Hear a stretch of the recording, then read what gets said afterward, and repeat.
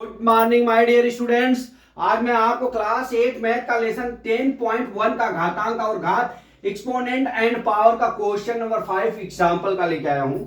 इसमें क्या दिया है कि यम का मान ज्ञात कीजिए ताकि -3 पे यम प्लस 1 गुणे -3 पे 5 घात बराबर -3 पे 7 घात। ठीक है, तो एक चीज आपको समझा दूं, यहां पे जो इनका बेस दिया हुआ है, जो आधार दिया हुआ है, ये -3, यहां पे भी -3 है, यहां पे -3 है। ठीक है, तो इनका बेस क्या है, समान है। ठीक है, तो अब हम सवाल यहां लिख लेते हैं, -3 पे यम प्लस 1 गुणे क्या दिया है हमारा, -3 पे 5 का।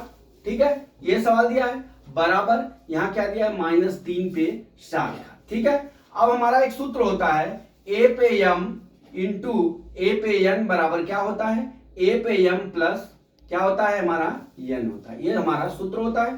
ठीक है, अब हमारा इसी तरह हो जाएगा, -3 घाते कितना हो जाएगा, यम प्लस 1, अब प्लस कितना हो जाएगा, यहाँ पे 5 है, इसका बेस सेम है तो 5 कर लिया, बराबर -3 घाते 7 हो गया, बराबर अब यहाँ पे -3 घाते यम प्लस कितना हो जाएगा 6 बराबर -3 घाते 7। अब यहाँ पे देख लीजिए, यहाँ पे भी बेस सेम है, यहाँ पे भी बेस सेम है। ठीक है, तो अब क्या करेंगे, दोनों पक्षों के घातांक को बराबर करके यम का मान निकालेंगे। ठीक है, अब घातांक क्या हो जाएगा, अब हमारा क्या हो जाएगा, यम प्लस 6। ठीक है, बराबर अब यम प्लस 6 बराबर कितना हो जाएगा हमारा 7, खाली घातांक का हमने तुलना कर दिया। अब यम बराबर कितना हो जाएगा 7 - 6। ठीक है, ध्यान दे दीजिए, यम यहां पे लिख लीजिए, ऊपर हमने कर लिया।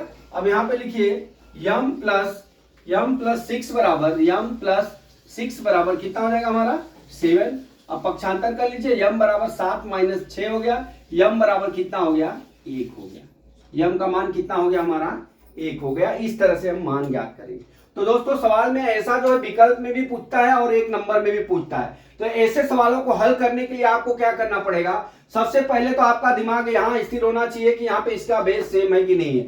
अगर बेस सेम होता है तो हमको क्या करना पड़ेगा, गुणा है कि जोड़ है कि भाग, उस तरह से कर लेंगे। यहाँ पे गुणा है तो हम क्या करेंगे, घातांक को जोड़ लेंगे, बराबर वाले को हमने जोड़ लिया, फिर इसके बाद क्या करेंगे, घातांकों की तुलना कर लेंगे। ठीक है, दोनों पक्ष के घातांकों को बराबर करके यम का मान ज्ञात कर सकते हैं। तो हमने क्या किया, यम प्लस 6 बराबर 7 कर लिया, यम बराबर 7 - 6 बराबर कितना हो गया, यम बराबर 1 हो गया। इस तरह से दोस्तों मैंने ये सवाल आपको समझा दिया। मैं आशा करता हूं कि ये सवाल आपको समझ में आ गया होगा। अगला सवाल कल मैं फिर लेके आता हूं। जय मां सरस्वती, जय भारत माता, जय जवान, जय किसान।